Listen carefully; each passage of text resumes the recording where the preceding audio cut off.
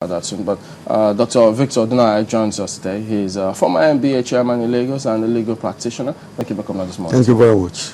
It was interesting how we're going about this one, and we have concerns from several parties. You know, the Senate had they started this talk for some time now. Yes. And even at that time, there were some concerns raised, but they're going ahead with all of these amendments. And you've seen some reactions, but so far, what do you think? Well, I'm of the honest opinion that the senators are not sincere.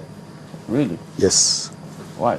Well, first of all, there was a committee set up, and the committee, one of their best brains, or those who are versed in constitutional matters, were members of this committee. They made the recommendation.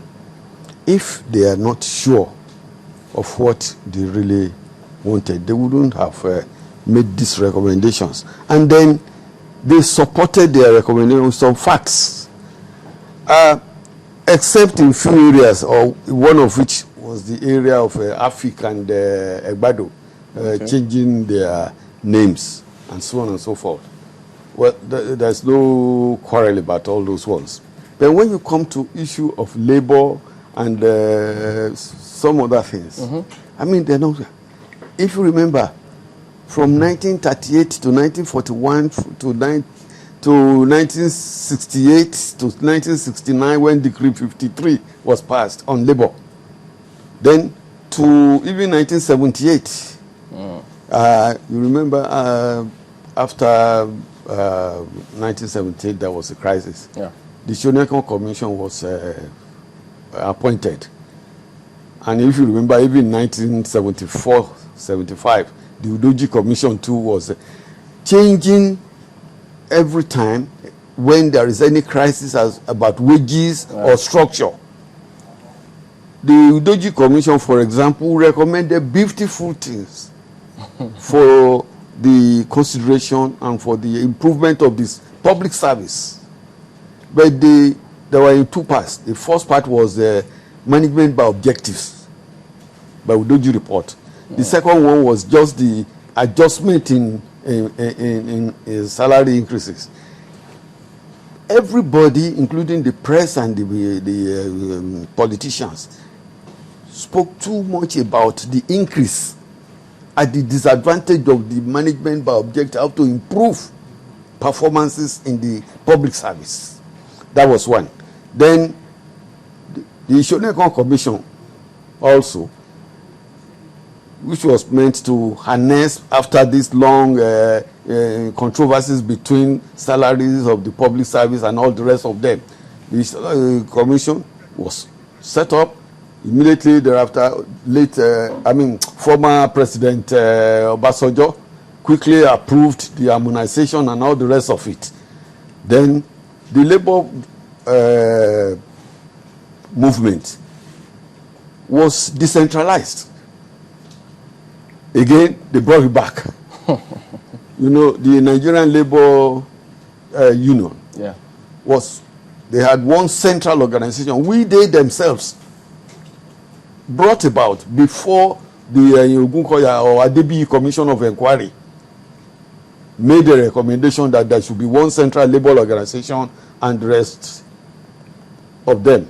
Now, again, they now want to decentralize. What I meant, or what they probably meant by their own decentralization, is because of the belief that the one central labor organization has enormous power to influence. But they have thought that, they said that this amendment is for the people. Yes. So if they say it's for the people, why would they be doing something that seems anti-people? They do not look at the pros and the cons. You have to weigh the advantages and disadvantages of doing certain things. If the advantages are greater than the disadvantages, then you will do it. But if the disadvantages are greater than the advantage, then you can consider amending the law. If you now decentralize the labor, it means it's now on the exclusive legislative list, which means only the federal government can amend. But now they want to move it to concurrent, which means the Lagos State, any other state can legislate in relation to the labor movement within their own state. If, for example, they do not like certain things being done, then the state can say, no, we are not going to do this, we are not going to do that, we will do that. We are not going to pay this. You know, it was Obasanjo's regime that even brought about or suggested that under the federal government, the minimum wage would be 7,500. Yeah. Why it would be 5,000 something at the state level. It was never implemented. Do you think decentralizing it would make labor more effective? No, it would be more chaos. How would that be? Fine. The state governors would be at liberty to now say, no, in my place, this is what I want. If I may come here, remember when the minimum wage was increased? Yes. The state governors had issues. Some states had issues about paying. Until now, some of them are still having issues. That was a lame excuse, that we cannot pay 5,500. As while the federal government will pay 7,500. What did they end up paying? What is the minimum wage now? The minimum age now is about 11,000. And they were quarreling about 5,000 in the first instance. So they were not sincere. But you know, even though we'll get the labor's response very soon because we have it on tape, okay. But in 2004, when, former President Obasanjo at that time also proposed, I think he sent a bill to the National Assembly about this planned decentralization of the labor, the central labor movement, as part of his administration's reform programs. And at that time, we knew how controversial and heated it was. It was controversial. And then you see it back again.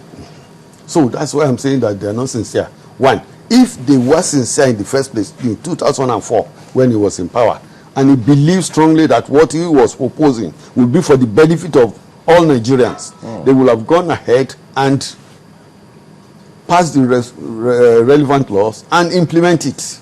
But he said at that time too that labor was made a central organization, just as say in 1976. Yes. But he wants to democratize it according to the ILO guidelines, International Labour Organization guidelines. And that was how he explained is what informed that decision. What do they mean by democratize it? From word go, labor has always been, I'm going to vote for you, who is going to be the president, who is going to be the secretary, who is going to be this or that. They have always held elections to nominate whoever they want to lead them. But when you say to democratize, from the way the government are thinking, that they must fall in line with government opinion on any issue. But that is not possible. We're talking about employers, government as employers, and the workers as employees. Their interests are divergent. You want an increase as an employee, I want increase in my earning. The welfare package or everything, I want it to be improved. Whereas the government wants to pay less or do something different from what I think.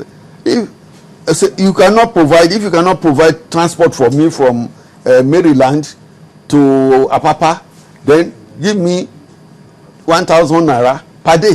There's an interesting quote. Yes.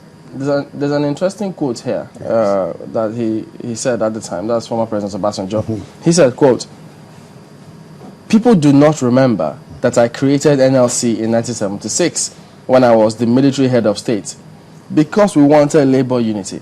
I set up a panel to achieve that, but we went about it undemocratically, and I will be the first to admit it." End of quote. So, yeah, but I've just said it now, but when he was there, he created it in 1976. So and the Adebiyi Commission of Inquiry was appointed. They reported, and then from the report, they now say, well, we're going to have this one central labor organization. He was the military head of state there. Then in 1978, they made the law. They amended the Decree 53, which they made in 1969. They amended it again. So I am saying that when problems arise from labor or from workers and employers as such, because the federal government or all the states now, I'm taking them as employers, and the workers generally as employees, when they have differences or demands as to this is what we want to improve our standard or our living standard, then they now say, no, this is what should be done. That is where you have crisis. Strike is about letting the other party know what we want and how we can achieve it. If we cannot get what we want by peaceful means, then we will go on strike so as to let you know that we are there and we can bite. You know, there's been a division in labor, so to speak, as we have, for instance, ASU went on strike as Academic Staff Union, and we have some university lecturers who insist that no, they are not part of the strike, they have to finish their semester. As the kids, they call themselves the progressives. Now, this is already chaos. As you said, if they decentralize, it will be chaos. Yes. And this is already chaos. So how would this work out? Well, the universities, part of them are under the federal government. Some of the others are under the states. The ones that are even doing these are under the federal government. Yes. Now, the ASU, for example, as a central body for all the lecturers, they have their grouse. But the way they are pushing about their own grouse against the governments, let me put them governments now, it's not the best way. It is not the government that is suffering from their strikes. It's the students and the parents who will bear the brunt, because they waste the year, they waste money, and all the rest of it. But the ASU, they have a grouse. There are other ways by which they can, ventilate their grievances against the government and not against the students. So strikes are not productive after all. As far as ASU strikes are concerned, I do not, as an individual, approve of it. But labor strikes? The labor strikes, they are different. Again, like I suggested, I don't want to raise any advertisement here. Like I suggested in my book, Law and Practice of Industrial Relations. What is strike? Strike is a means of ventilating your grievances as workers, and then the government as a means of controlling the economy as a whole. If you do this, we are going to lose this. If you do this, especially this time when the economy is not bad. I've been listening to your program early in this month, where we were talking about the vandalism, all vandalism and all the rest of it. They are going every day. There is security that looking after these pipelines. Very close to a police station, about 100 meters. The pipeline were being vandalized and all the rest of it. Would the government or the security officers, would they want to say that they don't have any idea that these things were happening? It's not possible. That's what we call collusion. And collusion cannot bring any success to any economy, because they will continue to, destroy the base of our economy.